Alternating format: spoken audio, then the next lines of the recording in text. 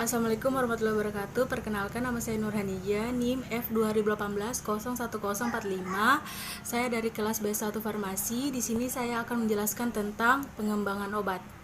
Dapat dilihat di slide berikutnya, di situ ada kandidat obat di mana dia itu mengikat protein spesifik, kemudian biasanya reseptor dan enzim, kemudian diserap, didistribusi, di metabolisme dan dapat dikeluarkan.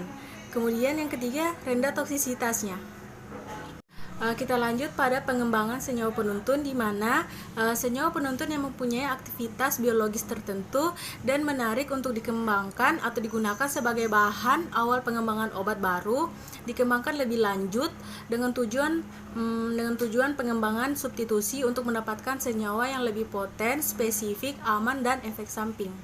Kemudian kita lanjut pada slide berikutnya. Di situ ada pengembangan obat secara konvensional. Yang dimaksud pengembangan obat secara konvensional yaitu dibagi menjadi berdasarkan perubahan struktur dan sifat fisika kimianya.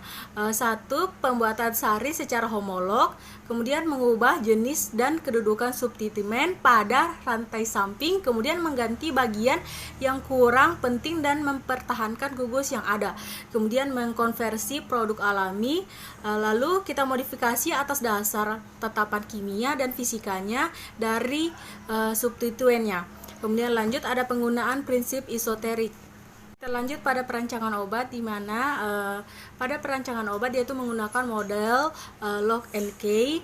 Kemudian molekul kecilnya itu bentuk dan struktur, elektron, komponen, dan ciri molekul mematuhi aturan Lipinski.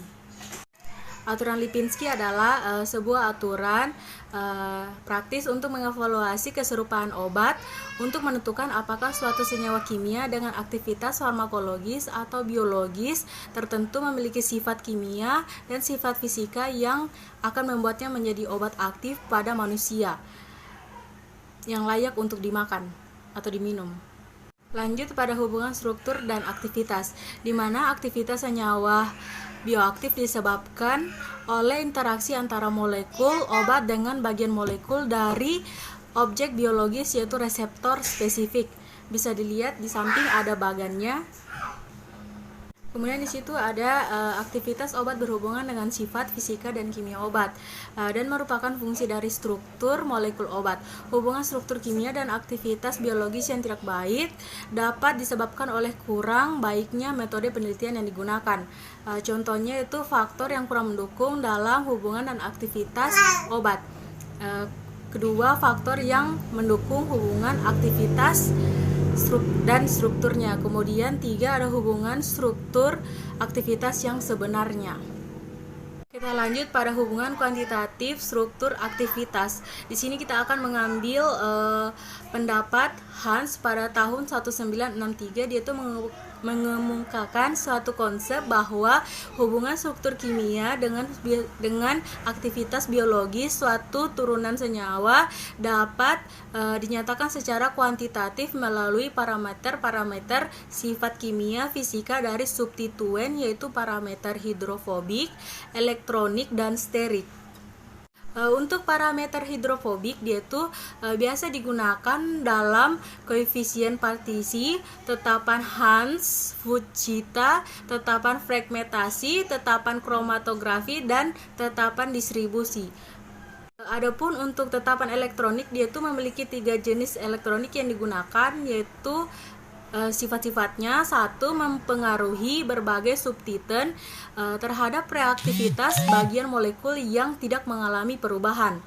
Kedua, dia itu sifat elektronik yang berkaitan dengan tetapan ionisasi atau pKa dan berhubungan dengan bentuk senyawa yang tidak terion dari suatu senyawa pada pH yang sama. Kemudian ada sifat oksidasi dan reduksi dari reaktivitas senyawa tersebut. Lanjut pada bagian selanjutnya, itu ada parameter sterik yang digunakan, dapat diukur berdasarkan sifat meruah, gugus-gugus, dan efek pada gugus pada kotak obat dan sisi reseptor yang berdekatan.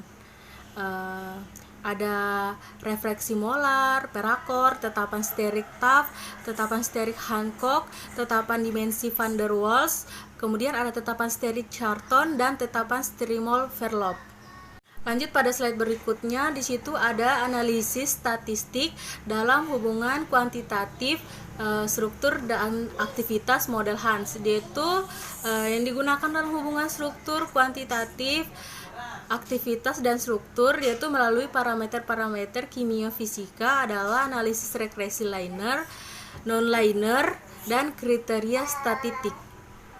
Lanjut pada slide berikutnya ada kandidat masa depan obat, di mana maksud dari kandidat masa depan obat itu obat-obat yang memenuhi syarat dengan dia itu harus diidentifikasi dari proteom manusia, kemudian dia itu harus sudah diuji cobakan ke binatang, lalu diidentifikasi dari genom patogen dan respon obat dilihat tergantung perbedaan genetiknya.